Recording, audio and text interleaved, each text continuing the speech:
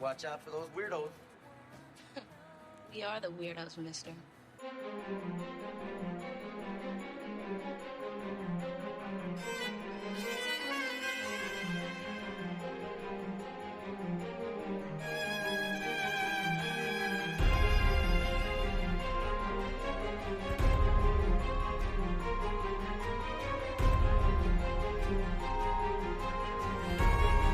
Welcome back to the Final Ghouls of Horror. I'm Jeremy. I'm Holly. And I'm Elle. We're three people who love horror and are coming at it from different perspectives of who we are, as well as very different levels of experience with the genre, which we're always excited to talk about. And this week we're going off the beaten path right to our deaths as we look at Neil Marshall's The Descent from 2006. Right, lady? Group photos. Down there, it's pitch black. You gotta see this place. It's beautiful. There's only one way out of this chamber, and that's down the pipe. Guys, it's Sarah. I think she might be stuck. Okay, move. Ah!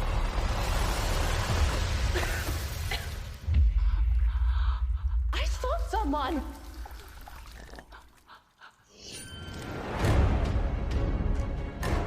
Come on! We stay here, we'll die.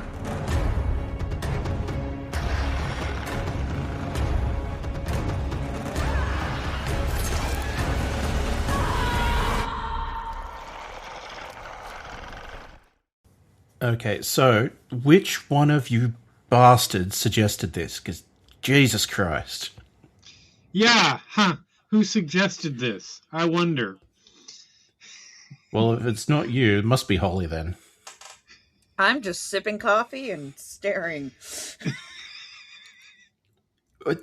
I mean, you can't say I did it, because why would anyone ever listen to me? I'm stupid. This is your fault. I do it to myself, god damn. Yep, you certainly did. So, before we get started on the film, I wanted to get a little bit background on our outdoor experience. Elle, do you have any history or enjoyment in terms of like outdoorsiness, extreme sports, rock climbing, any of that kind of stuff? I mean, the closest I got to it, even like now, but was as a kid, for I think it's the Duke of Edinburgh Award, where it's like a combination of community factors and like things you do at like camps and whatnot, like building points towards getting an award. I didn't do it, but my brother did. And he quit after doing the camping section and didn't bother doing any of the community service because of it. Fair. But other than that, it's like, yeah, no, I had way too much on my plate to think about, like, outdoors. Not that I just didn't like it. I was too stressed. No, that's fair. Holly, how about you? Do any family camping? Do any, I don't know, bungee jumping, anything like that? I'm deathly afraid of heights, so you couldn't pay me enough. Legit. Especially after the horror stories I've heard. We did some family camping. We also did some cave diving. Okay. So I have some experience. I used to be part of a group called the Campfire Kids. Okay. They're similar to Girl Scouts and Boy Scouts, but it's like all genders and whoever, like, together. And my mom was our leader, and she was like, do you know what these kids need? They need to go cave diving. Totally normal. So she thought it would be an exciting experience for everybody. And all of the parents came with us because we were all like under the age of 12, I think. So right. I was probably like 11 when we did this, as were many of them. And yeah, we went through the tight spaces. This was before my claustrophobia. I was gonna say, is this where this came from? Where your claustrophobia came from? No, I think it's where my mother's came from, though. Because our guide, like, pointed at this really narrow area. Mm-hmm. And he's like, we're all going through there. And my mom looked at him and she's like, there is no way you're getting me through there. And he's like, it's fine. I'll guide you through. Yeah. We all made it through. I mean, there was a point, I don't even know how the parents did it, because there was a point where, like, I was army crawling. And again, I was like 11. Right. My dad still talks about it, where he can hear his helmet, like, scraping against the top. No, thank you. It was a fun one-time experience with a large group of people and a guide, and we are never gonna, I'm not doing that again. And I'm gonna guess it was not in a previously unexplored cave. No. No, this guide is not going to take a, like, group, like 12 young children into an unexplored cave. Well, you would think that your best friend isn't going to take you into an unexplored cave section. But Juno exists, at least in narrative reality. But yeah, wow. So for my part, I have not hang glided. I have not bungee jumped. I have not gone into caves beyond very touristy. Hey, go into these caves that do not require any kind of gear whatsoever.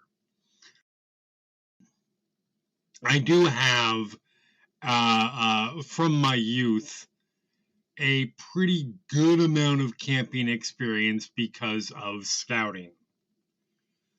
I was in Cub Scouts and Boy Scouts from, I don't know, 8, 9, all the way up until 18.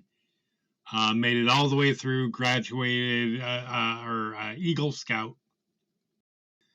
And even worked a couple summers at one of our scout camps, Camp Baldwin. It was about in the northern middle of the, like, up north, middle from, like, east to west of Oregon. Which was mostly a good experience, with one particularly glaring exception, which is that this was the summer that I spent a full summer there, as opposed to the two that I spent about 2 weeks there as a staff member in training. Camp Baldwin did have I think they called it, like, high adventure, and it was basically rock climbing. And we had one of the counselors fall during the summer that I worked, the whole summer that I worked there, and die. So I have never been rock climbing because of that. Because no, thank you.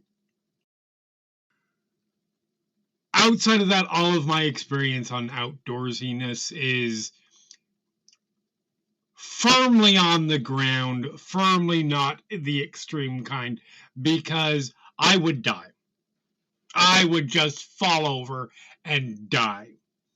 And it's probably telling that since I got out of Scouts, I have not spent a single day in any sort of camping situation. It was good for the time. That time is over. I am now firmly an indoors person and not indoors underground. See, maybe that's a bit of a difference then, because like you guys in the States, you have your big national parks that people can go camping in, and just the woods to wander into if you feel like it. Whereas in Australia, we currently have the issue of the funnel web spiders migrating more in towards the city. Yeah, So no. we can't even like really leave to go to the suburbs without it being a lethal experience potentially. Yeah, I was gonna say where you live, going out camping is a potentially lethal experience because the entire environment is trying to murder you. Where you live, stepping out of the houses. Yeah, but it's not just animals and insects. The plants also want to try and kill you. There's a couple that are real pricks. Literally. Well, not even that. It's like they inject you with neurotoxin because that's one of their defense mechanisms. Right. You can't burn it because it's a caustic smoke that forms. Mm-hmm. And some people have reported that the pain lasts for close to 3 decades, roughly, before half of them have tried to kill themselves to stop the pain. Yep. Yeah, great fun. And that's just one plant. Mm-hmm. I feel very sorry for the guy who legitimately went to hospital after using it as toilet paper.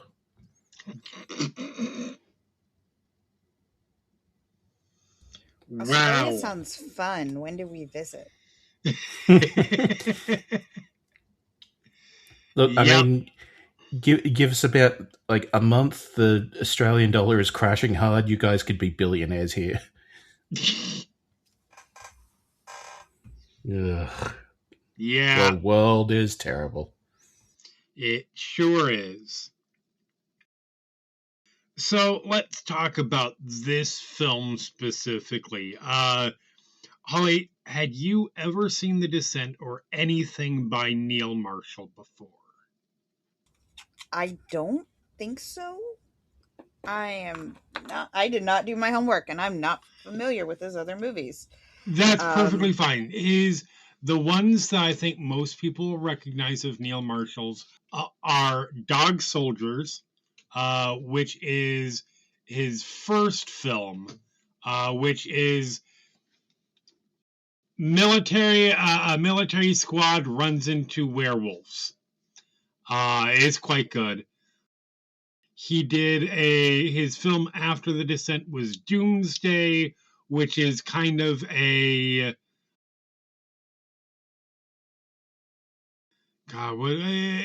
a sci-fi action film. It's okay.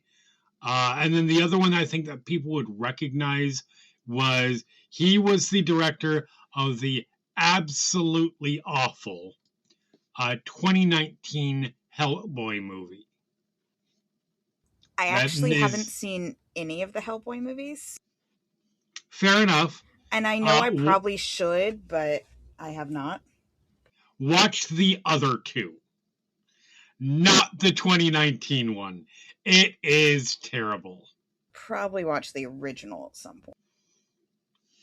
I will say, if you watched at least early seasons of Game of Thrones, you have seen some of his directing work. Because he directed Blackwater, the season 2 finale, which I think is the first time that they use Dragonfire, and Watchers on the Wall, which I think is season 4. It's one of the other big battle sequences that everybody loves. I have unfortunately watched all of Game of Thrones, so I'm That's sure fair. I've seen its directing. Yep. Elle, how about you? I assume, knowing your reaction to this movie, you had never seen this before, but were you familiar with Neil Marshall before this in any way? No. In fact, I actually was more familiar with the film than with the director. But in that I had vaguely heard of it. Mm-hmm. I knew it involved caves. Mm-hmm. And another podcast that I listened to of Scaredy Boys, which is 3 cowardly friends try to make each other watch horror movies until they all scream. They did an episode on it. And it's like, yeah, no, it's good. I'm like, Yeah. well, okay, I guess if they say it's fine. Fair. I've seen a good number of his movies. The Descent was my first. I ended up seeing Doomsday after that. I eventually tracked down Dog Soldiers. I like Dog Soldiers quite a bit. Doomsday is pretty decent. After that, he takes outside of like his TV directing work, which again, he directed Game of Thrones. He directed a couple episodes of the NBC Constantine series, which I really liked. He directed an episode of Hannibal, a Westworld. So outside of his TV directing, he falls off a cliff very, very quickly. Hellboy was really bad. The Reckoning was really, really bad. And the Lair from 2022 was maybe a little bit better than Hellboy, but not by much. And then I haven't seen the two films that he has done since. One of the sharpest fall-offs I've seen for a director in a while, but he did have a really, really strong start, particularly with The Descent. So, before we get too deep into the film itself, let's go through the production history a little bit. Holly, run us through how this film got made and all that good stuff. The Descent is written and directed by Neil Marshall. It stars Shauna McDonald, Natalie Mendoza, Alex Reed, Sashka Mulder, Nora Jane Noon, and Mayanna Buring. The film was Marshall's second as director, following the cult hit Dog Soldiers. After that film's relative success, Marshall still wanted to make a genuinely scary horror film that played itself serious, because Dog Soldiers was more of a dark comedy in his eyes. He wanted to make a film about a character's descent into savagery and madness, and that provided the idea from which The Descent grew. He was inspired by school trips he took into mine shafts. What school is that? From his time growing up in northern England. And how I'm sorry, I'm just like, yeah, I remember my elementary school field trip into a mine shaft. Right? Now, to be fair, that is England, so it would be a primary school. That is fair. And how disorienting and dark and frightening they were. I'm sure they were. The original plan for the film was to have the cast be both men and women, until he and his producer realized how rare all-female casts were for horror. So they chose to make it a group of women. In order to get the characters right, he consulted with his friends to get advice on how to write the characters in a way that didn't make them feel cliched or unrealistic. He also got feedback from his cast about the characters to help develop the roles. Yeah, what a crazy concept. If you want to write women, talk to women and ask if these characters make sense. No, we don't know anything. Don't ask us. No, why would you? Yeah. After what Marshall has described as very thorough casting, the film began production in the UK. The exterior scenes were shot in Scotland, while the interior scenes, including the caves, were shot at Pinewood Studios. Set pieces were reused to keep costs low, with careful lighting keeping them from seeming too different, with 21 used in total. Marshall says that he was inspired by 70s films like Alien, Deliverance, and the Texas Chainsaw Massacre in terms of establishing tension where it would ramp up slowly instead of starting off high. Production went on for 7 weeks from December 2004 to February 2005 and was a physically demanding shoot. Marshall insisted on only using light sources the characters brought with them into the caves.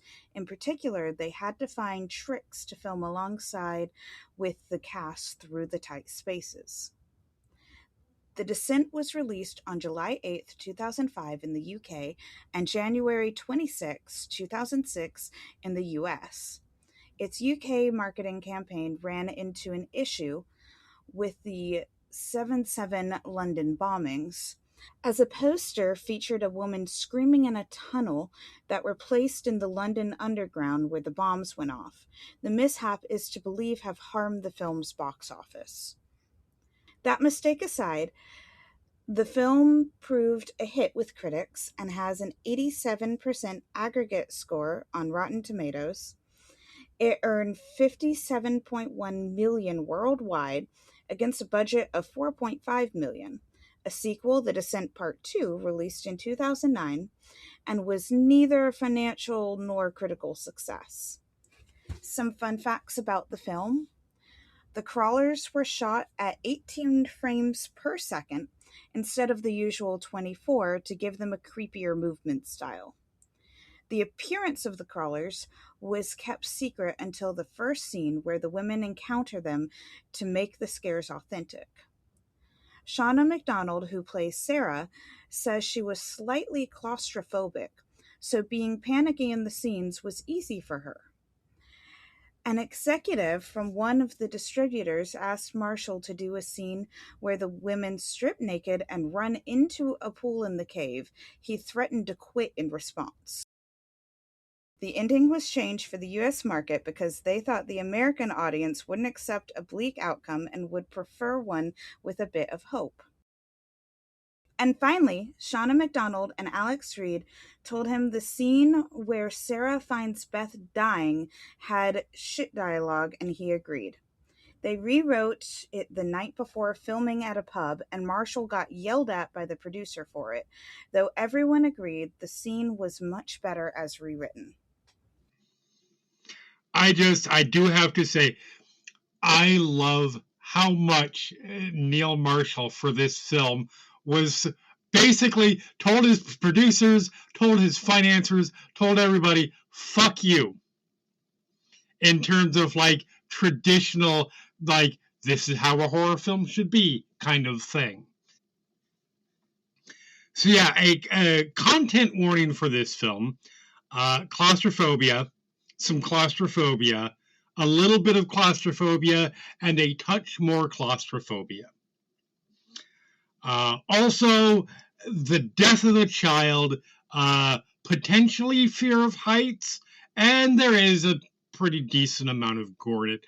That's all I could really think of in terms of like stuff that might be content warning-y.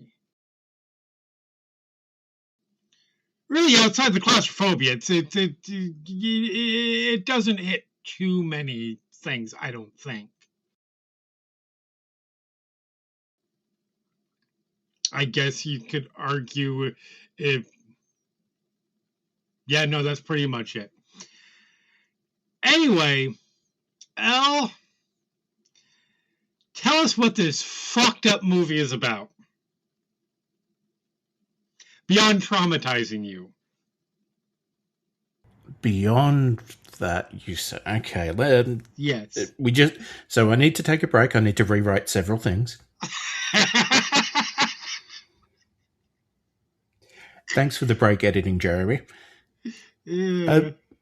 We open on three friends, Beth, Juno, and Sarah, as they are whitewater rafting somewhere in Scotland.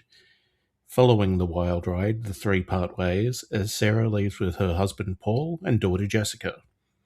Paul is distracted while driving and ends up causing an accident that kills himself and Jessica, leaving Sarah hospitalized and injured. A year later, Sarah and Beth reunite as they take a trip to the Appalachian Mountains in the United States to join Juno and some mutual friends, Rebecca and Sam, along with Juno's adventuring protege Holly for a spelunking trip planned by Juno. They spend the night catching up. The next morning, the group of 6 set off for the nearby Borum Caves, despite Holly's objections about how touristy and mundane they are to explore. As they leave their vehicles behind, Juno purposely leaves the guidebook in the car. As they begin their expedition, Holly shows off her reckless nature just to showcase her skills, earning criticism from the group. Things start to feel off as the caves start to become far narrower than expected, with no clear routes and deeper than they'd planned. During a push through an extremely narrow crawl space, Sarah becomes stuck and starts to panic before Beth turns around to help her out and calm her down. They manage to get out of the tunnel just as it collapses, robbing the crew of some of their supplies and a safe exit. The group worry about how they're going to get out, but decide to push on. They come to a very deep ravine that Rebecca crosses while securing clips to the ceiling for the others to use to make their crossing easier. While doing so, she finds a piton already placed and uses it for extra support. One by one, the group crosses, Juno going last to retrieve the clips as she does, owing to their newfound need to conserve rope and other essential gear. As she nears the other side, the existing piton crumbles away, dropping her into the darkness, causing the others to scramble to save her. As the anchor of the group, Rebecca bears the brunt of the friction of the rope, giving her an extreme rope burn injury that opens her hand up with a vicious cut. While the group take a breather to tend to the wound, they confront Juno about the excursion, who confesses that the caves that they're in aren't the previously agreed upon Borum Caves, but instead a new system that no one has mapped out. She then points out that the piton from the ravine ceiling is over 100 years old, so someone must have been here and made it out. Sarah sees something in the shadows, but the others don't believe her as they're more preoccupied with their escape. They encounter a cave painting similar to early humanity in other places in the world that appears to indicate that there are 2 entrances to the cave, one of which they came through and is no longer accessible. Chillingly, the group comes across piles of bones, both animal and human alike, along with more of the vintage explorer's gear.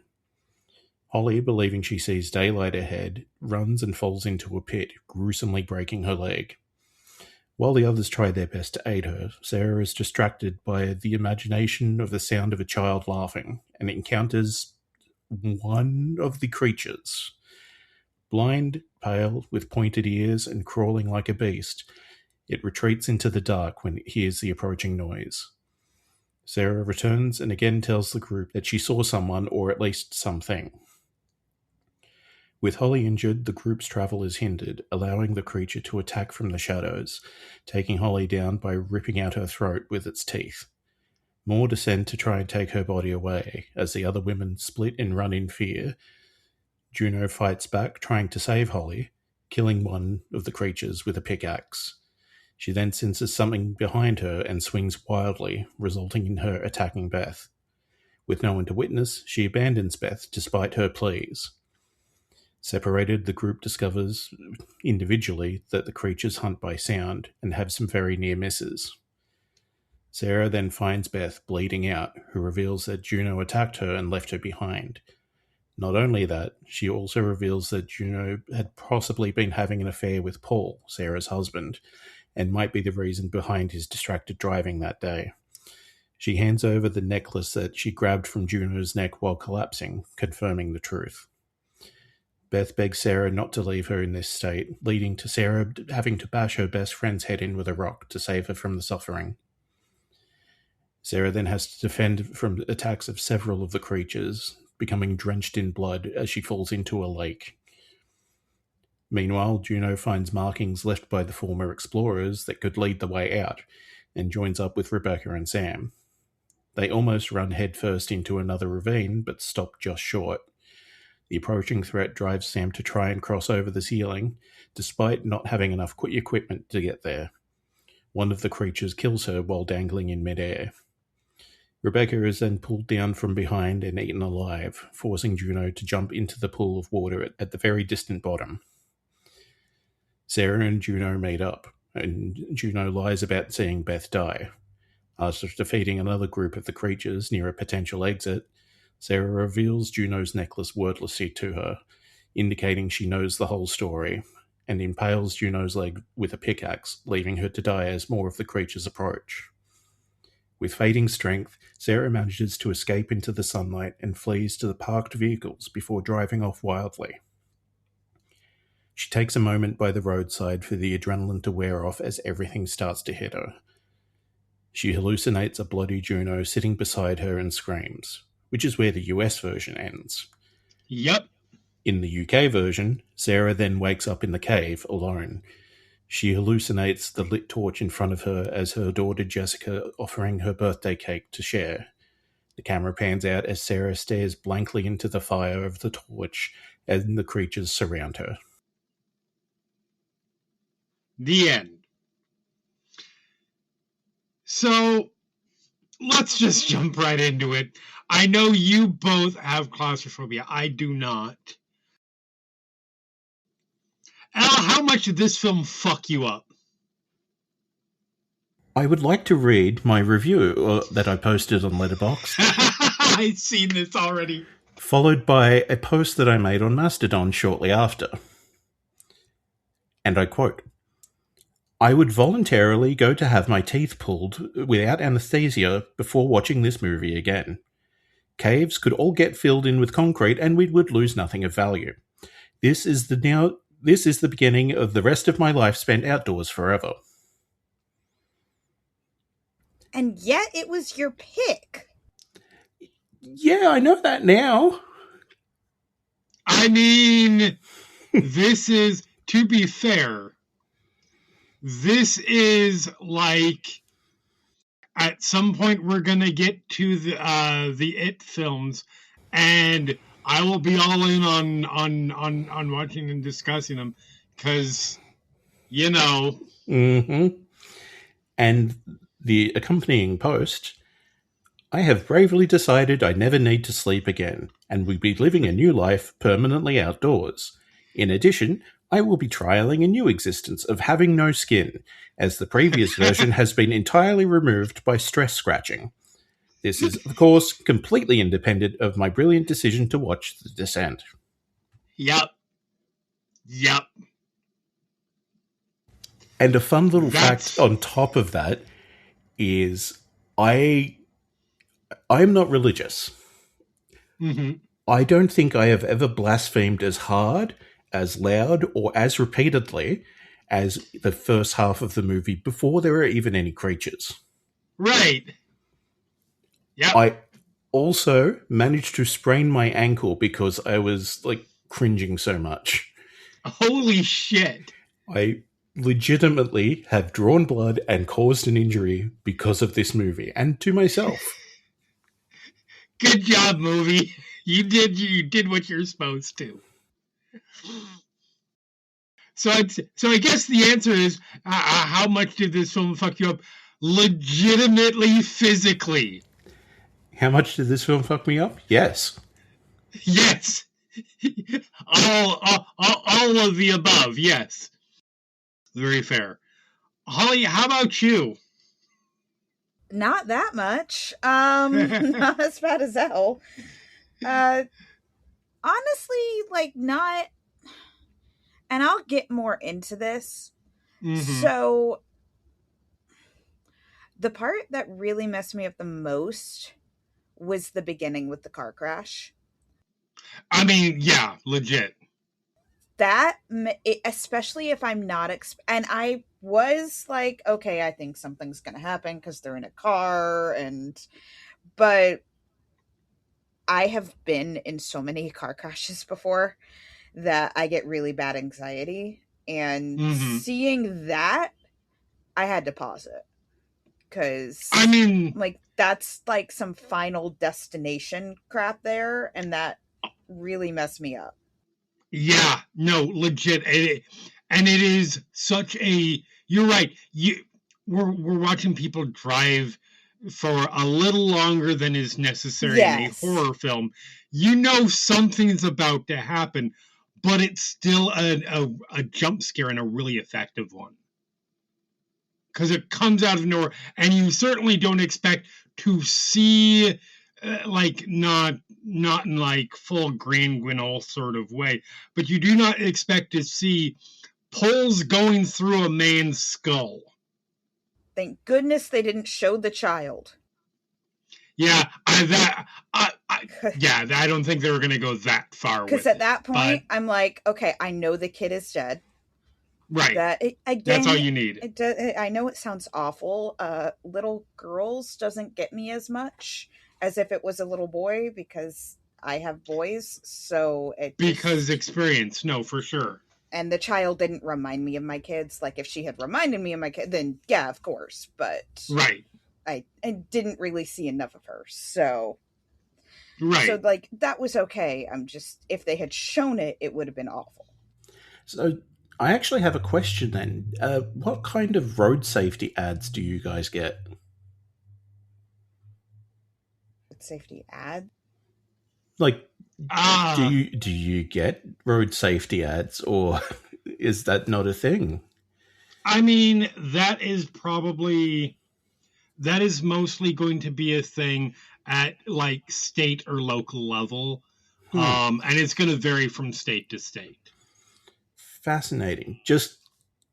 Because we get, at least in this state, we get ads that are basically that entire sequence, maybe a little bit more explicit with more gore, of just hey, don't drive when you're tired, or hey, maybe don't look at your phone while driving. Like, this was not, I guess, not really a jump scare or surprise, because it's like, oh, I've seen this exact scene play out. Yeah, you're starting to drift a bit, mate. Yeah, okay. It's just, interesting that it's like, it sounded like it was a surprise. Yeah,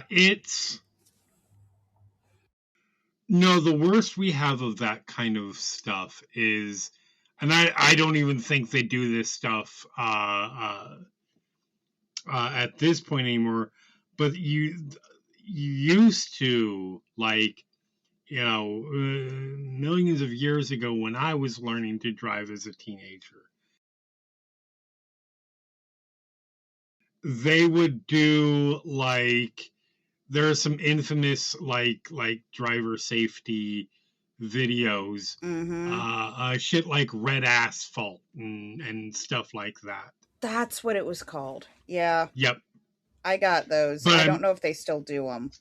I have to imagine that they don't, because that was really fucked up to do. Because those things are messed up. I got those. Like, I think they were trying to balance it out, because this was in early 2000s. They're trying to, like, balance it out. And so they'll show you that. And then they will literally show you a video of, like, these kids dancing around, singing about stay out of the no zones of the truck. Wow. So, like, they show you that. Then they show you that. And then I just remember we got this really weird video where, like, a husband and wife were kidnapped. And I don't know what it has to do with road safety. They were shoved in the trunk. And then, like, they come out and the wife is arguing with the husband. And she's like, they're going to want to have their way with me. You have to be okay with that. And I'm like, what? What? What are we watching? I don't know. I don't even know what to say. Wow. Don't know what that was. I guess it was like, what happens if someone kidnaps you when you're in your car? I don't know. But the woman being paid was really, like, ad-libbing it a bit too far. Amazing. Wow. Yeah, so those are the kinds of road safety videos that we get. Sorry for the tangent, but yeah. No, that was great. But yeah, no, I absolutely get why that opening sequence got you. It is a lot. The cave scenes, they were uncomfortable. I didn't react quite as badly as I thought I was going to. Again, I didn't claw my skin off. Mm-hmm. Sorry, Elle. That's all right. Every breath hurts. Remember, you chose this. Don't ever listen to me.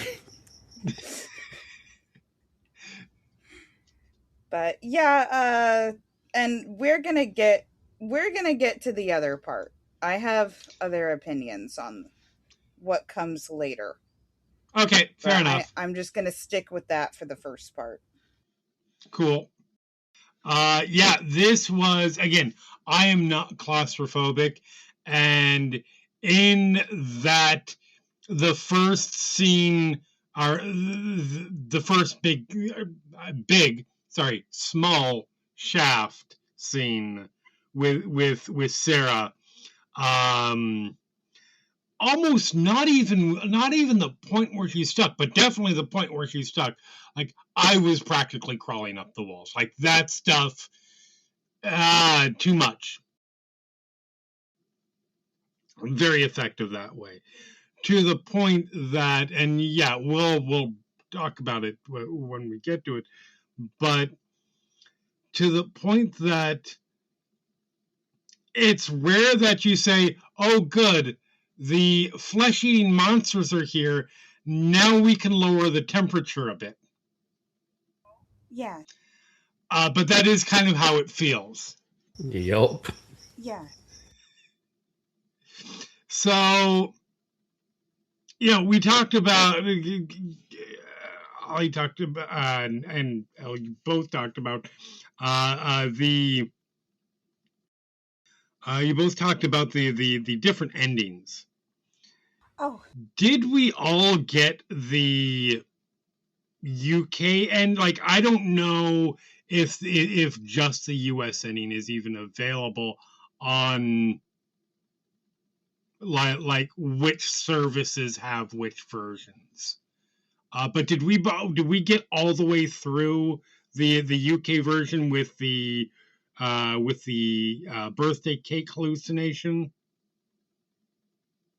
Yeah, I didn't even know there was like that multiple ending until after the fact, listening to that podcast where they brought it up. I'm like, huh. Yeah. I mean, I guess that kind of makes sense if you edit it a bit, but that's just weird. Yeah, no, that's fair. I think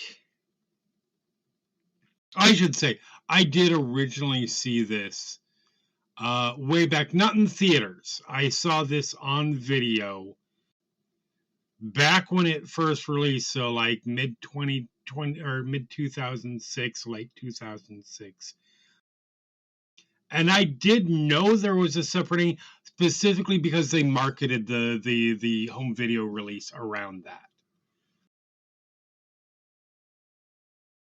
But, and I think that because it's a US video release, I'm pretty sure that the extra little bit was on there as a alternate ending, and the natural theatrical version, or the natural, like, you put the DVD in and you hit play, ended with the US version. Did it still have like the hallucinatory jump scare? Yes, it still has the she finishes losing her absolute shit in the car, which fair. Turns and bloody Juno is there. Yes. Fair. Because that was one thing I wasn't sure of, because it's like, okay, that's a weird ending to say is hopeful, if that's the case. But that makes sense. I think it's hopeful in that, I mean, it's hopeful because she's escaped. Yeah. Like, but, and that is kind of where I wanted to go with this. Holly, Did you see like all the way through the UK ending, quote unquote? Or did it stop at the jump scare? It stopped at the jump scare. I did look up the other ending. Okay. So first question, which ending do we like more?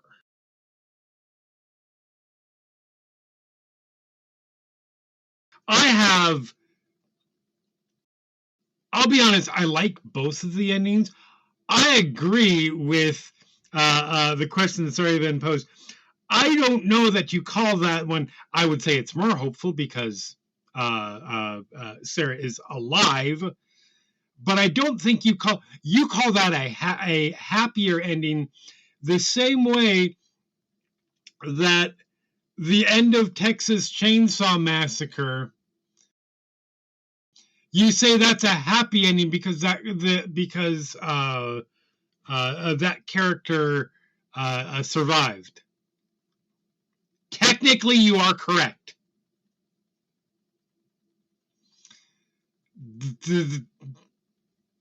That character is not in good shape going forward. Holly, which of the two endings do you prefer? So, and here's one of the I was not big on that ending at all. I saw the bloody Juno and I was like, that's it. I think I even said that out loud. Mm-hmm. It's no, I much prefer the idea that she's still in the cave.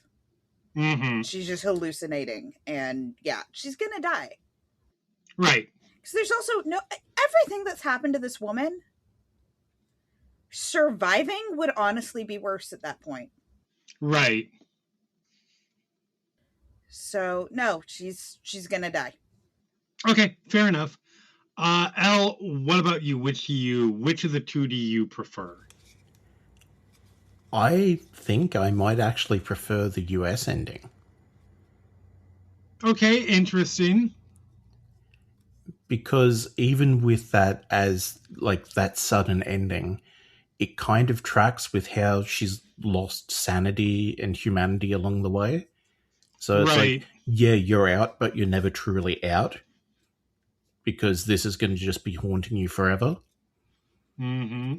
Whereas then you're never truly out is just very literal in that other one, the UK ending. And I guess it does pay off the hallucinations that she'd been having with like repeatedly seeing the candles and hearing the laughter. Right. Which like I didn't mention in the synopsis, but like was interspersed throughout, like just whenever she was a bit distracted, she would hear a kid laughing and go, huh? And then, yeah. So I guess that does give you the payoff for that, kind of. Right. But yeah, I don't know. I'm not sold on that being a definitive ending. Like for me, the US ending feels more like an ending, weirdly. I move too much. I will say, first of all, I am not often a big fan of fake outs like that. Of like, oh, you thought you got away, but you really didn't, or it was all a dream, or shit like that. Generally, I don't like it. I think it is effective here. If I had to think about it, I like both endings for different reasons, and I dislike both endings for different reasons. One of the things I will say is I dislike the US ending because it opened the door for the sequel, which is not good. That's probably a good point to talk about the sequel a little bit. So, and again, neither of you have seen the sequel because it's your first time watching this one. But Sarah comes back in the sequel. Juno comes back in this sequel because Sarah has escaped from the caves. She finds a group of people who then insist that she go back in with them to find the bodies of all of her friends, because they're like, we're not sure that you didn't just kill them. They go back in, they find the various bodies, the crawlers attack, people die, Juno shows up. They end up having a lot of cons. I believe they end up fighting. Eventually, Juno dies. Sarah sacrifices herself to save one of the other members of the team that went down with her, who escapes only to get knocked out with a shovel by some guy that lives around the area that you see earlier in the film, and he drags her back to the cave so the monsters can have her. It's a dumb movie. It's we made lots of money on the first movie, so let's make a sequel movie. So I dislike the US ending because it opened the door to that. Although, I guess you could argue conceivably you could still do it with the UK ending because we don't actually see her die, so we could assume that she got out. But, yeah, See, it's an interesting problem, isn't it? Yeah. I think I prefer the UK. If like, gun to my head, pick one of them, I would say UK. But I don't hate either of them. I think they both have things I like and dislike about them. Yeah, I think I'm on the same boat there. It's just on the other side of that flip. Right, which is fair. So before things take us underground, we do have a pretty decently long first act prologue, I guess you could say, and introduces us to all of the characters. Sarah, Juno, Beth, and then I'm going to say this in the night because I do still like these other characters, and then the other three. Oh, you said the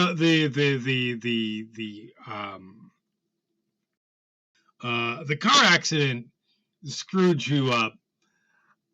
Overall, before we get into the case, how do you like the way that these scenes play out? Not just that, but like all of the stuff before they head out in the cabin and so on. How well do you think they set up and establish these characters? I do like that they spend a little bit of time on the characters, at least. Mm-hmm. Especially with but yeah, the other three. Like, again, I like them, but there's a Daredevil-y one and the sisters. Yeah. I mean, the only one that stood out to me was Holly. And yeah, we share the same names. So I'm like, yeah, I remember who this character is. But also she did stand out to me more. Yes. And then I kept confusing the sisters. And I was like, I forgot after they were in the caves that Sam existed. I had to pause when this is before they got in the caves. This is when they're hiking there. I had to pause and be like, and I literally wrote down the characters and the color of their shirt. Yeah. Because that was my way to tell the difference between them. Which is not to say that they're bad performances. They're not at all. And I don't think that they are nothing characters, but they're the sisters, and that's about what they have. Right. Yeah. Beyond that, yeah, it was pretty good setup. I didn't see anything unique about the setup. It was like, this is, I know some movies will just jump right into it, so it is nice to have set up, but yeah, they're friends in a cabin. They're all about to die. Like, I've seen this movie before. How do you feel about how they're written? I mean, this is, not to put too fine a point on it, giving advice, good for you, Neil Marshall, but we are talking about a group of female friends written by and developed by Neil Marshall and his producer, who is also very much man. How do you think, do these characters ring true to you in terms of who they are, their friendships, how their dynamic with each other, and that sort of thing?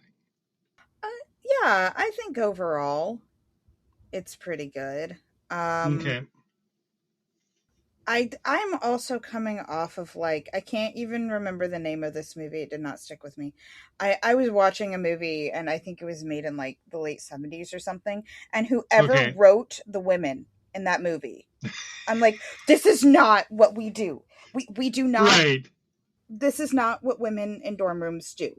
No, we do not take off our tops, talk about boys, and massage each other's feet. This is not. I know who wrote this. Okay. So I'm sorry. I'm coming off of like that. Yeah. Breath of fucking fresh air. Yeah. Women like very, very women fair. like shoe, women like shoppy, women like brush hair. Boys, you have to remember, women like boys. Yep. Also depends. That, yeah. If it gets in the way of hairbrushing, No, you hairbrush while you talk about the boy. Yes. I mean, I think I would know.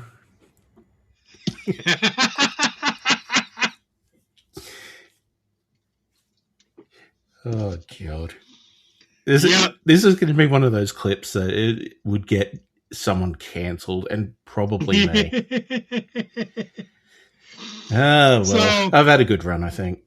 That's all good. Let's then turn to you, and let's get your opinion on these female characters.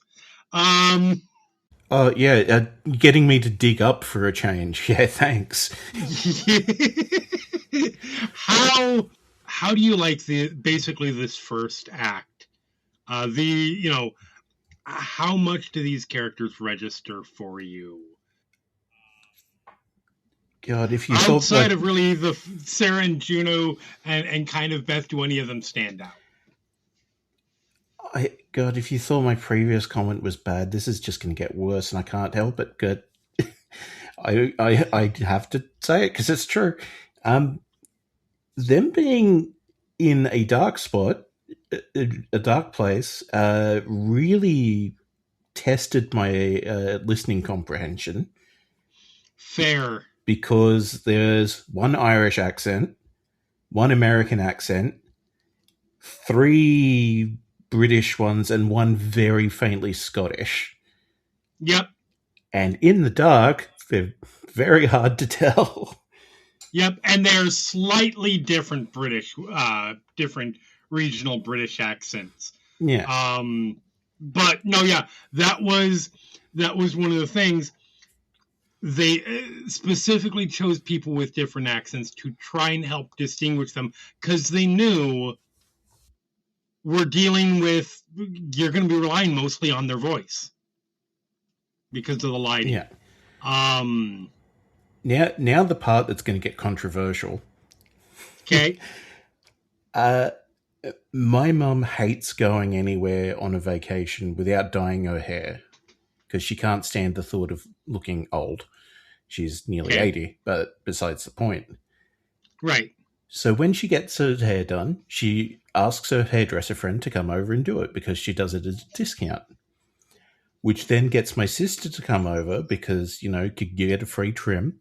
Which then gets a couple of friends around the block that, they come in and they get theirs done as well at the same time.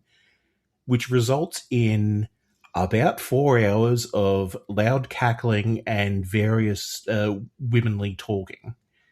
So having the intro scene where they're all having a laugh and talking sort of over the top of each other. It really hit my brain like white noise. That's actually really fair. It is such a recurring issue in my life that it's just like, that is not relevant to me. I'm not trying to eavesdrop. I am just tuning it out. And as soon as they started having a conversation or laughing about the pajamas, I'm like, yep, not for me. Don't worry about it. It's gone out of my mind. Yeah, no, that is absolutely fair. Which is just to say I don't listen to or respect women. No, You don't. No, that's fair. But no, joking. But yeah, it's just, I guess it is credit to the dialogue that it is very accurate. Right. Like I said, I do have trouble telling Sam and Rebecca apart. It should also be noted, I am very bad at recognizing accents. Which is shocking considering how good I am at doing them. But that is a joke for anybody who is listening, who has never heard me try to do an accent. I am the fucking worst at accents. I promise I'm worse. I'm great. I don't know what everyone's problem is. But so I do have. It probably made my ability to recognize, particularly Sam and Rebecca, Holly, you're right. It's a weird sentence to say. Holly, you're right. Holly stands out. Just because she's the younger, brasher, she's Juno Jr. We can call her something else. But I do like, and we'll get into this because that's I am excited for the debate that is about to happen. But I like all of these characters. Even the ones that don't necessarily, even Sam and Rebecca, who do not register to me in heavy ways. They all have at least a moment somewhere to shine. The performances are all good. They come off as an authentic group of friends. Given what they end up going through and the narrative setup and so on. And I think we really need this particularly because, again, once we go underground, we can barely see them a lot of the time. So we need to already have some kind of emotional connection to them. Otherwise, even more than any other standard film, being killed off one by one type movie would be, they would just be bodies. All of that establishing stuff does make us care a little bit more, or a lot bit more. So I think it's really effective in that respect. So devil's advocate time. Let's talk about Juno a bit. And I say devil's advocate because Juno is obviously a very flawed character. I would say you could argue, I would debate it, but you could argue that she is the antagonist of the movie Over the Crawlers. She definitely makes some poor decisions. The question is whether we would call her a villain. I am going to be taking a stance, but I would like to hear what y'all say. I'm going to use what my child says. She is a complicated character. I agree with you on that. I don't think she's a straight up villain. Like, whenever Griffin encounters one of these characters, he's like, oh, I get it. They're complicated. They have layers. Amazing. So, yeah, like that. 100%. Not villainous. I liked her. Right. Mm-hmm. She's a badass, first of all. Yeah. But yeah, complicated is a really good way to put it. How about you? How do you view her? So I do just want to point out, by being devil's advocate, you are advocating for the devil, the Lord of Darkness, the behoofed one himself. Uh-huh. Okay, fair enough. Yep. So I wouldn't call her a villain. Okay. Only because she doesn't either go hard enough on the acts that might give her villainy. Right. Nor does she really do it with enough malicious intent to qualify. No, yes. Agreed. Because it's like, having an affair. It's not done out of spite for Sarah. That's just... No. The things happen with people. Right. Yeah, she purposely picked the wrong cave. Yeah, but not to any sort of real detriment on purpose, but out of a desire for fame or ego. Yeah, she attacked Beth, but she didn't do it on purpose. She did run away, but how many people would do that in that situation? It's a kind of hard choice. Yeah, and that's where that particularly, that is the single most breathtaking scene in the movie, moment in the movie for me. That is the moment. I remember when the first time I saw it when it happened, my jaw fucking dropped. Because you fully expect that it's something coming up behind her. But also, I'm going to be honest, if I was in that situation, first of all, I wouldn't be in that situation because I would not be fucking dead there. Smart. But if I was in that situation and that happened and I ran off, which is an entirely normal reaction, and somebody asked if I saw her die, I would say yes because I would assume she was dead. Yeah, especially with the stress of the situation. That could even just go, I don't know, did I think maybe it has to be. Okay, yeah, yes. Like, was I there to see the final moments where the life left her eyes? No, but yes, I saw her die. She was yes. Yeah, and it's not like she pushed anyone into like an oncoming crawler to save herself. No. So no, yeah, it's she did she did villainous acts, but as a minor in college, so it doesn't really count. She made poor decisions. Yeah. Like, the only thing I would argue is potentially a moral failing is the affair. And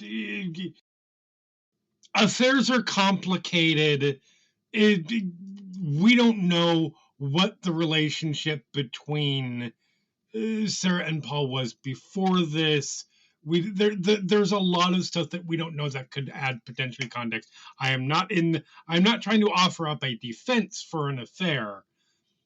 I'm just saying it is almost always a very complicated, messy situation.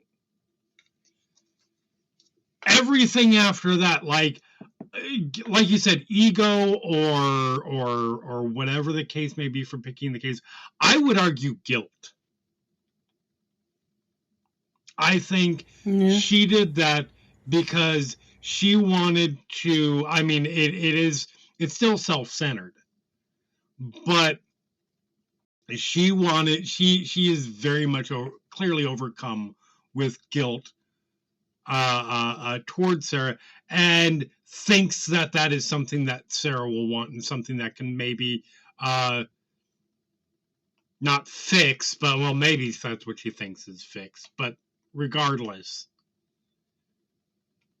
but yeah, I remember when this film came out, and you get people saying so a decent amount of the time. It's like, oh, Juno, fuck Juno, she's the villain, she's, yada, yada, yada, yada, yada. I don't see it. And maybe that's just because I like badass, characters, and the amount of use she gets out of that pickaxe is impressive. But I kind of like her.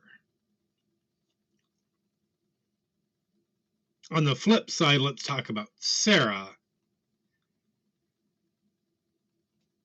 Clearly, she's the protagonist of this piece. But again, I think there's an argument to be made that she is not as explicitly heroic as she's presented, kind of the same way Juno isn't necessarily a villain.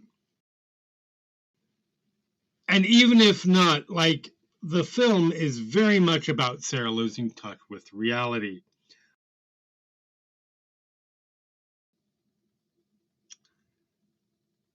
Al, what do you think about her as a protagonist and as sort of the center of this movie? Because I have a theory I will present as a potential read of the film, but I want to get your guys' baseline on the character first. I mean, she made 2 mistakes that I could count, but had 3 very good moments to counteract it. Okay. The first mistake is going caving at all. Yes. But, rehab after a year of, or, isolated, however, okay, fair. The second one is observing the claw marks at the beginning of the cave and not telling anyone about it, not even this is weird. But to be fair, she got swarmed by bats. Right.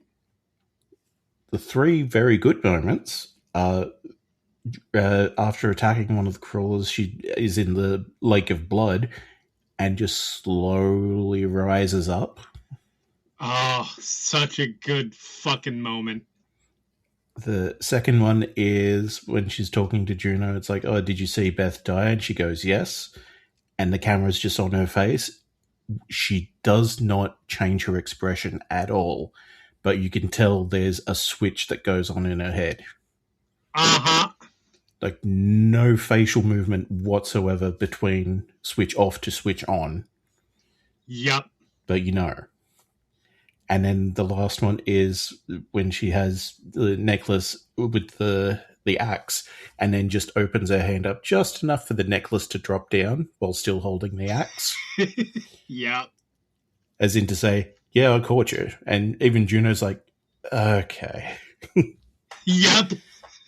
Yeah, just without a word. A lesser movie would have had a screaming match or some big monologue there. But no, just no words, just letting it hang.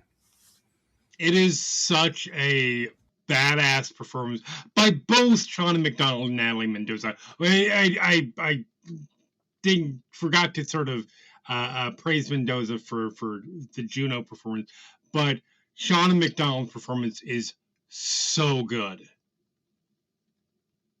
It is absolutely top-notch performance. Holly, what do you think about Sarah as a protagonist, as a character, your sympathies with her? What do you think of her? She was fine. I swear, I don't mean to be negative.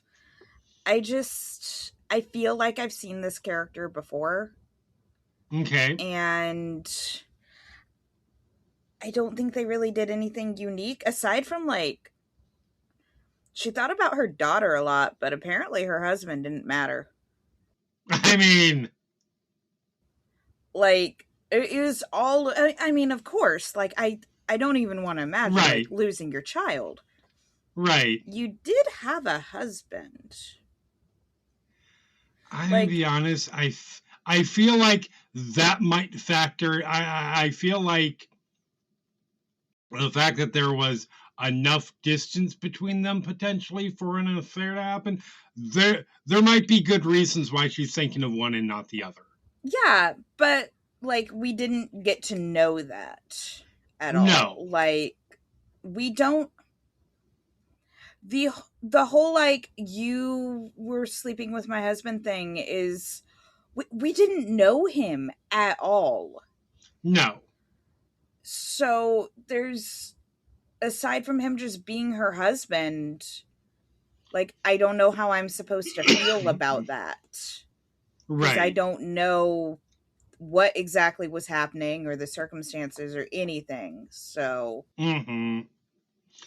I feel like the film, again, the fact that a lot of her thinking is, a lot of her focus is on Jessica,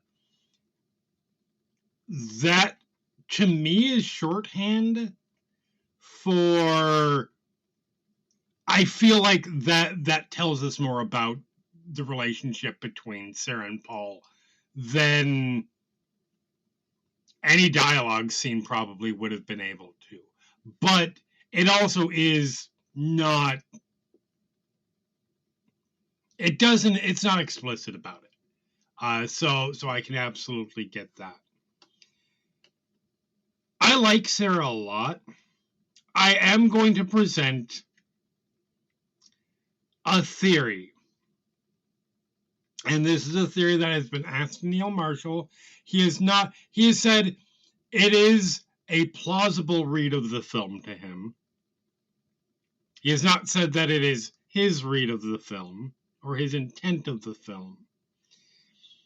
But considering that this is literally about Sarah's mental descent, as well as descent underground. So the theory is there are no crawlers, and the film is actually about Sarah losing her mind in the caves, and she kills all of her friends, and the crawlers are just a figment of her imagination. that's the ending I want.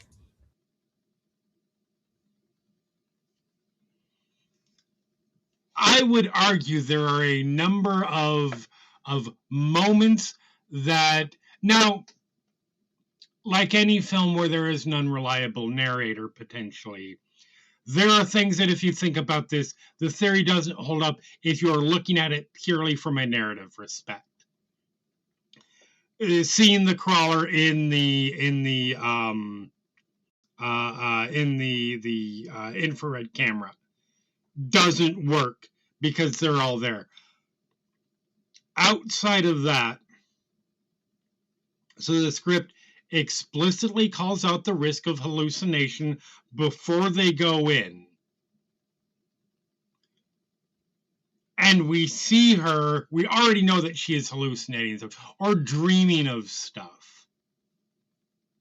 Like I would argue before we get down into the case, she's obviously having dreams about her husband and daughter, which makes sense, trauma. And then when she goes down underneath, she gets knocked out a couple of times, and we keep seeing this. The theory is when she gets caught in the shaft, that's the moment where she snaps. And somebody pointed out that in the movie, she kills a total of 5 crawlers. which is the exact number of friends that she went down there with.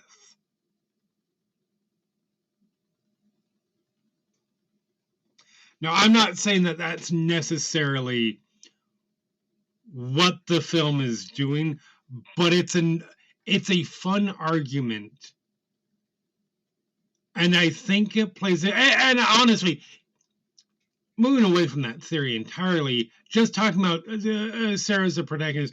I don't care if your friend cheated on you and took you down into the wrong cave system and so on.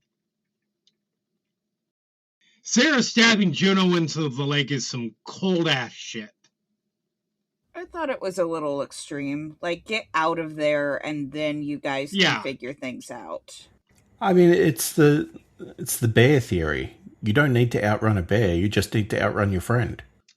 100%. But also, I think it is an essential moment, and I like the moment, to be clear.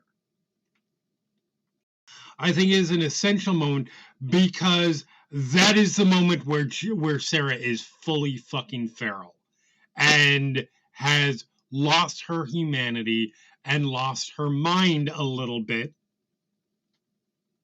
by the experience of going down into the cave, which is, again, from Neil Marshall, primarily really what this film is about. It's about going crazy from guilt and trauma and loss. So I like it,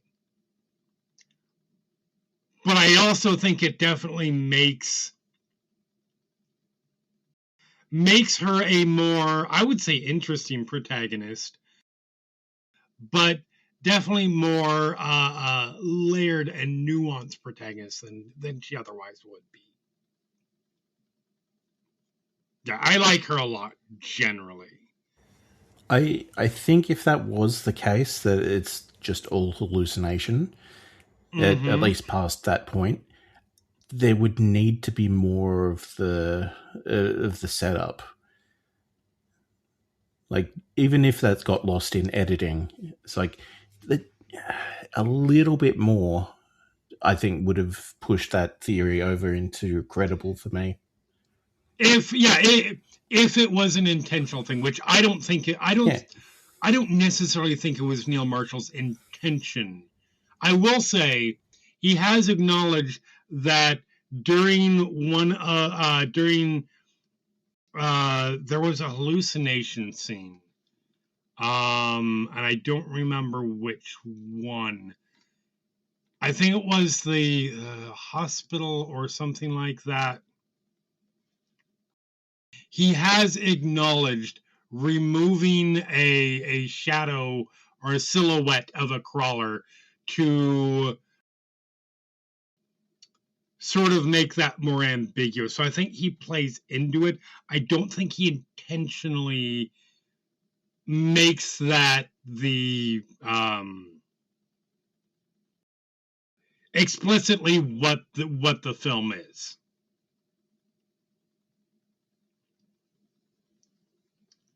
I think it is. I think it is an interesting read that you can have.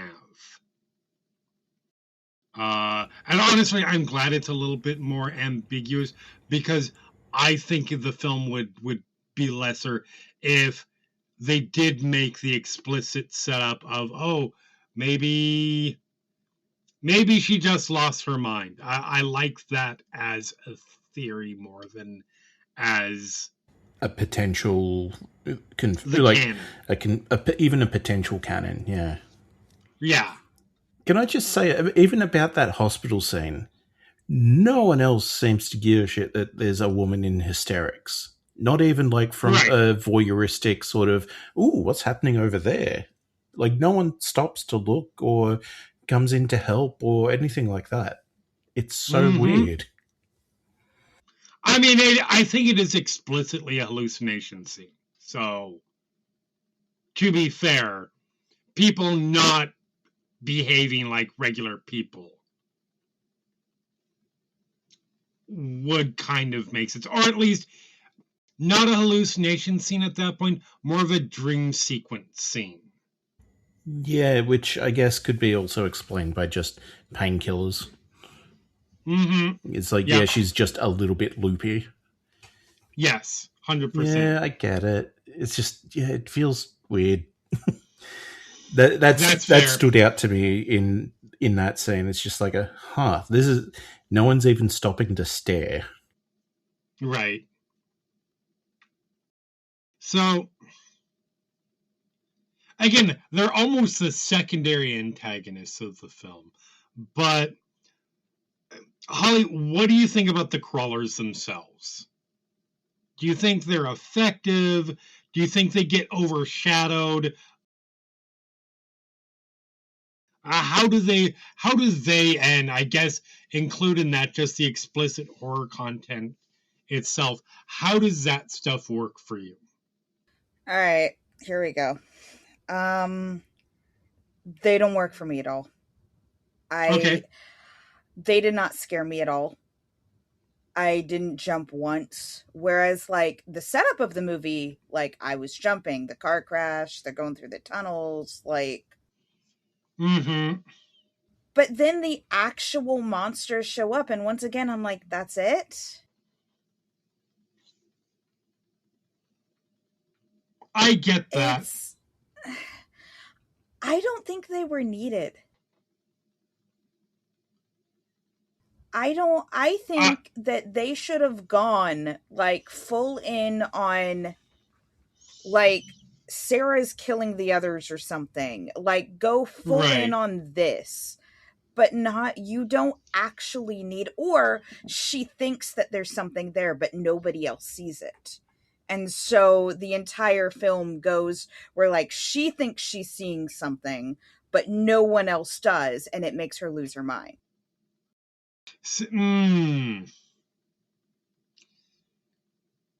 Okay.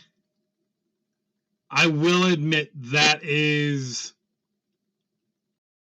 not one of my favorite tropes. I do not like it's done well. It has been done well many times in the past. But is the woman hysterical and losing her mind thing does annoy me from with how prevalent it is, I guess I should say. I'm just saying something other than the actual monsters. Like, I will agree with you that the monsters, again, I said they're secondary antagonists to the caves and mental health. I just really don't think they were needed. Fair. Al, how about you? How did you like the crawlers? How well do they work for you? Let me tell you, the amount of joy and love that brought forth in my heart when I saw them, and my brain clicked into, they will need room to move around and be creepy in. I could have fueled a city based off joy for 1,000,000 years. Legit. We're free of the tight spaces. Thank God, I love you, you hideous beasts. No, legit. I mean, from a narrative perspective, they make sense. As the way they move and act and everything like that. I agree. I don't think they're completely necessary. It's like, lean into the mental health aspect a bit more, trim it down a bit. It doesn't need to be that long if there's no monsters or anything like that. But because you have them there, it's like, they kind of get to do their thing. Cool. I will say the infrared shot, that one got me. And got me this watch round too. I will say this is probably the first time I've seen The Descent. Not since I first watched it, but it's the first time in like 10 years for sure. Maybe more. The infrared shot always gets me because you're not sure exactly, like, the second that camera is sort of waving around and we're seeing it from the point of view, we've seen enough horror movies. We know something's going to happen, right? Exactly when, it's like the car crash in the opening. You know it's going to happen, but based on when it happens, it does still get me. It is an effective jump scare, I think. Are they necessary? No. I don't think they get necessarily overshadowed, but I do think you're right. It is almost, it's almost a relief that, oh, now we're dealing with actual monsters. We don't have to worry about as much the incredibly tight spaces and all the claustrophobic stuff, because now they need to be able to escape, and they need to be able to run around and all that kind of stuff. So it is, in a weird way, the monsters are the pressure relief. They are the heroes of this movie. I don't know if I go that far, but fair. I can understand your reasoning for that. They're also a very interesting subversion of the trope, nearly, because they're not a standard jump scare. It's like you're not like panning around and then panning back, and they're standing behind, the person of interest in the scene. They're not like, right, as soon as you see them, they start screaming in your face. No, they stand there because they're blind. They can't see. There's no, they haven't got that visual clue to then go, now I should attack. Right. Which makes it kind of worse in that way, because they're not acting like you would expect. Mm-hmm. So, yeah, it's not a traditional jump scare, but that makes it more of a scare, if you know what I mean. Absolutely. I will say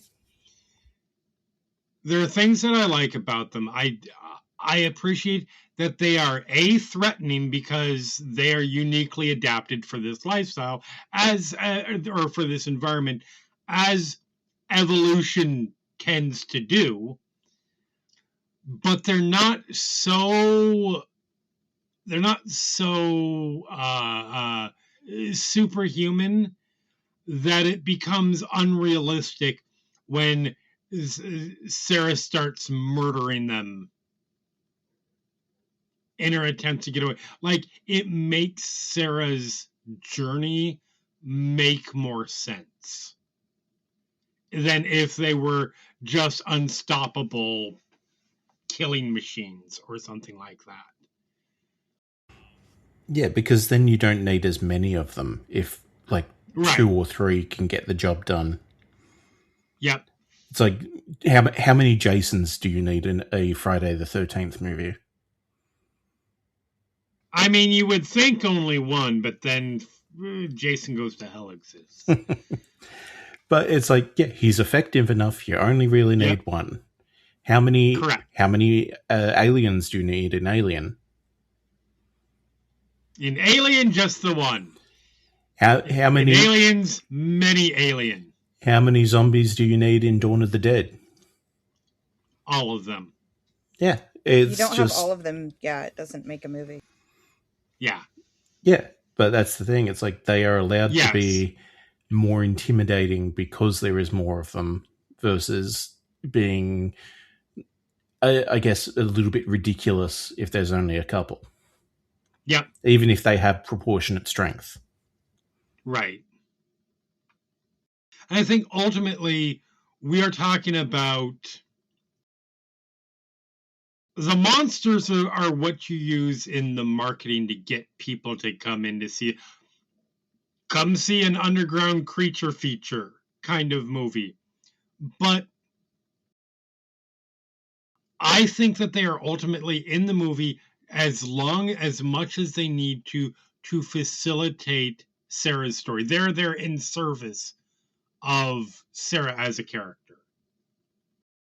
And to a lesser degree, Juno and the others. In that, I think that they are effective. I agree, they are completely overshadowed by, no pun was intended there, overshadowed by the environment, the darkness, and the interpersonal conflict. But I think they were intended to be.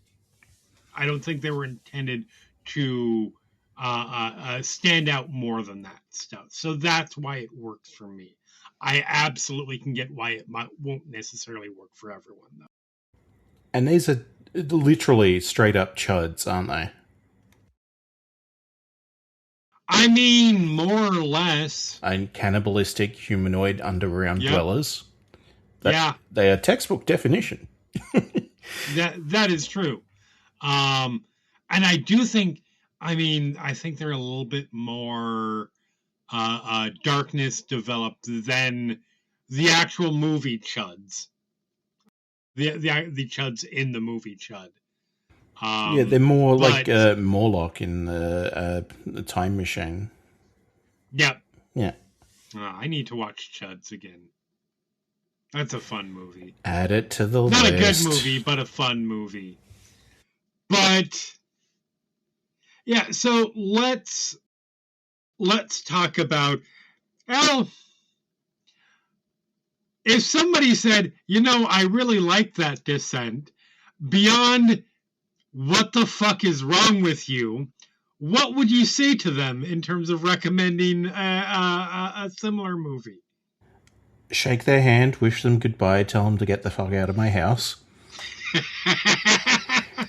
No, for a related recommendation. Okay, so I do have two, because coming at it from one aspect versus the other. And I know this one's going to be weird. Okay. It is Hellraiser Deader. Okay, I'm trying to remember which mid-level direct-to-video Hellraiser this one is. So this is 2005, when a tough-as-nails reporter is led to a mysterious cult and the evil Pinhead. Any moment could be her last.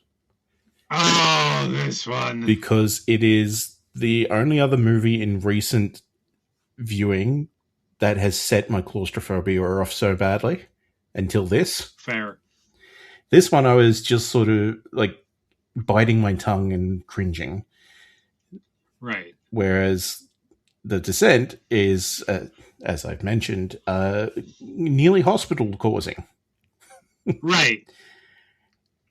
And then for the other part of it, if you want monsters in England combined together, Dead Set, which is I think a 4-part miniseries set in London, specifically within the UK Big Brother house. Yes, as I have heard of this. They are the only survivors of a zombie apocalypse, is the people in the Big Brother house and a couple of the film crew.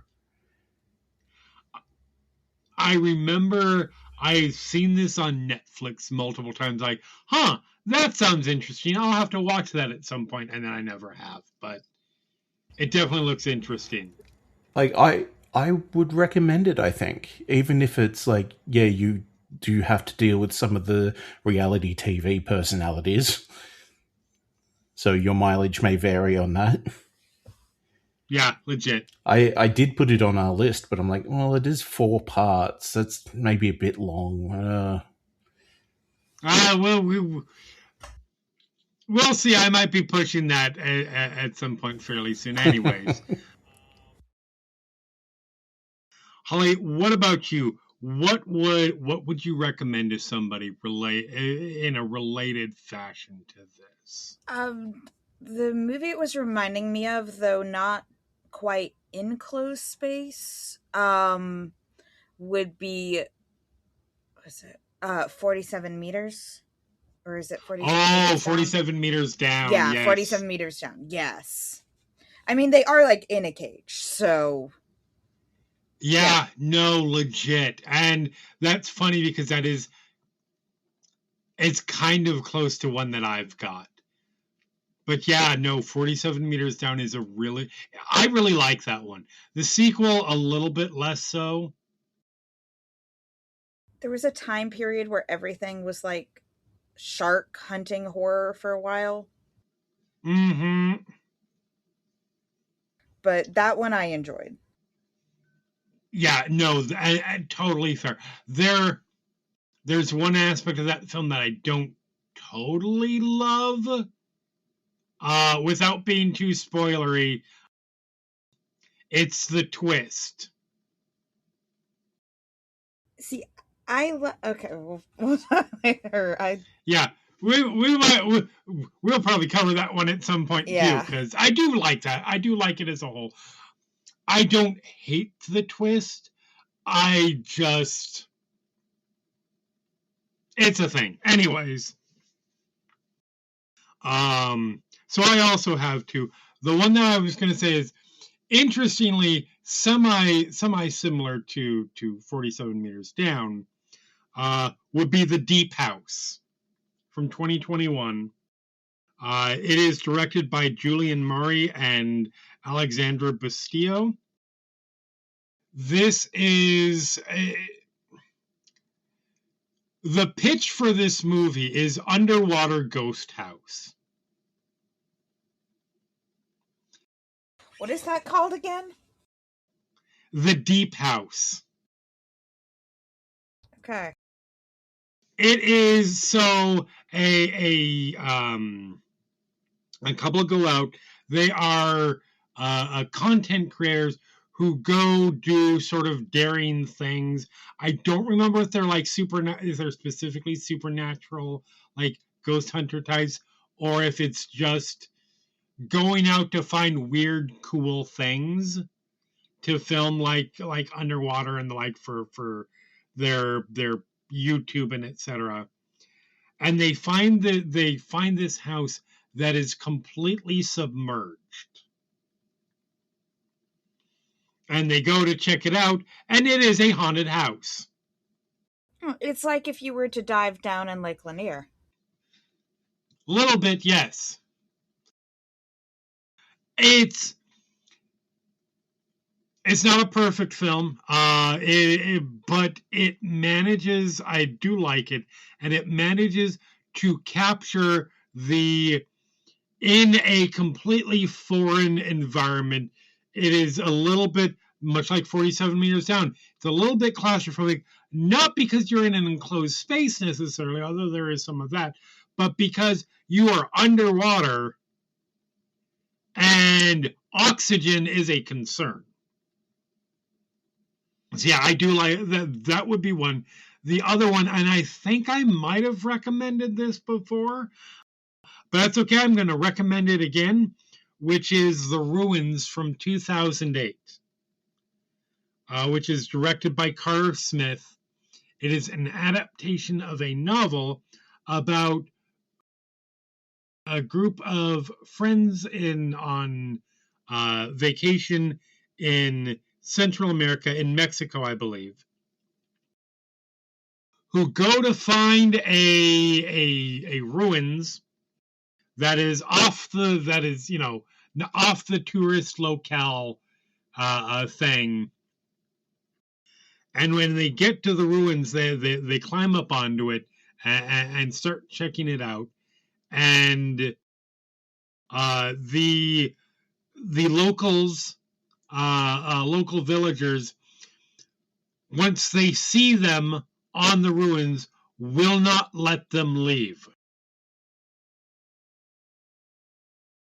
Because as it turns out, the plants on the ruins will kill you.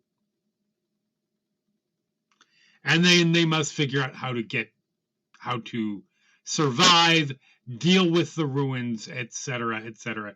It is a delight of a film. It captures that, look, people are going somewhere where they probably shouldn't, that this carries really well. And it is very much a survival horror film in the same kind as this, with a monster that is able to be used creatively to do some pretty brutal stuff.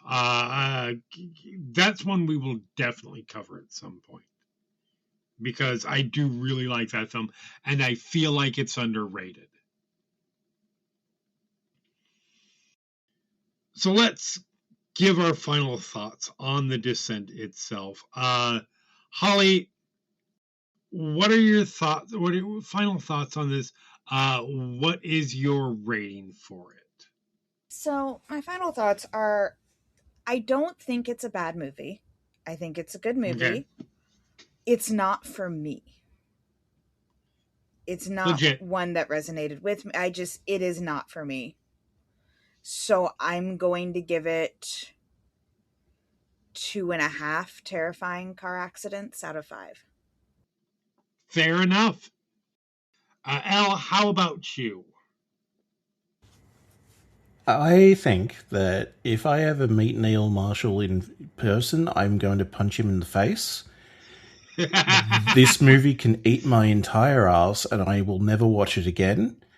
I am giving it 4 out of 5 of the worst friends ever. Fair.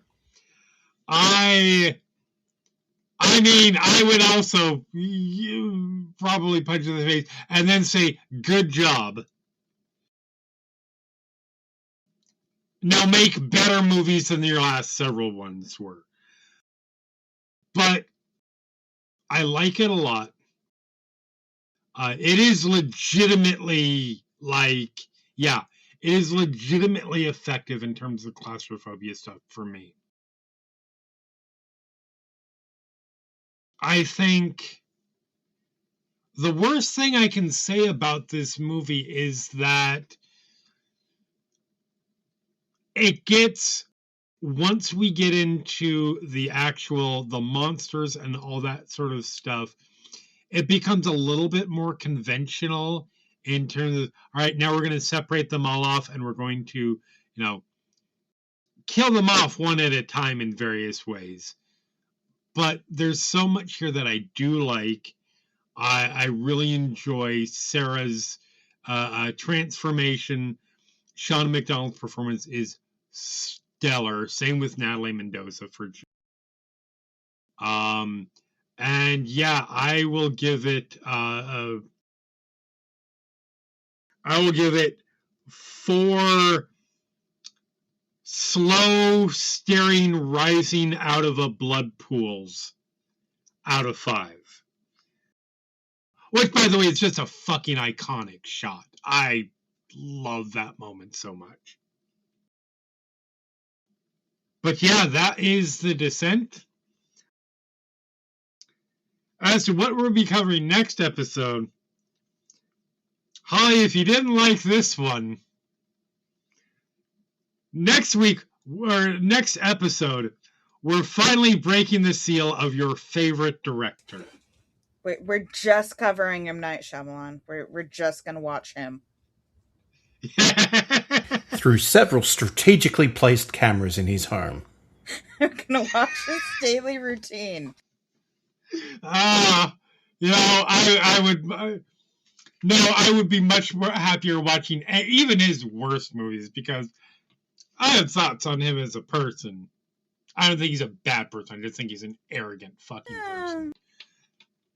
I think he's pretentious as fuck.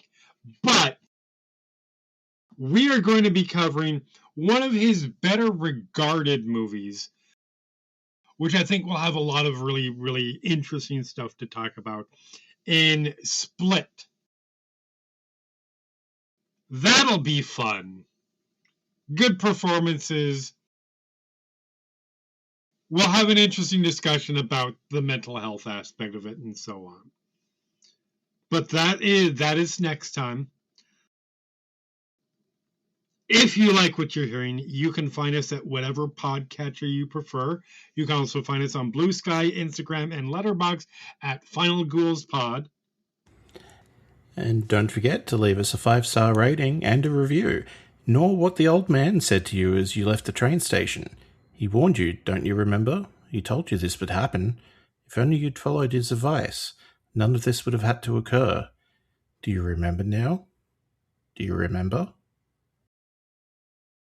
Meanwhile, you can find me at jthomas411mania on Blue Sky, Letterboxd, and Instagram. You can find me at shards@kind.social on Mastodon and Shards System on Letterboxd. And you can find me at Holly Culp on Blue Sky and Miniature Magic 18 on Instagram. And you can find us all playing role-playing games at Final Show Films on Twitch and YouTube. Elle, what is our horror book survival guide tip? Never stay overnight at the old house at the end of town that's supposed to be haunted. Let them think that you're chicken. Even if the prize is $1 million, it's just not worth it.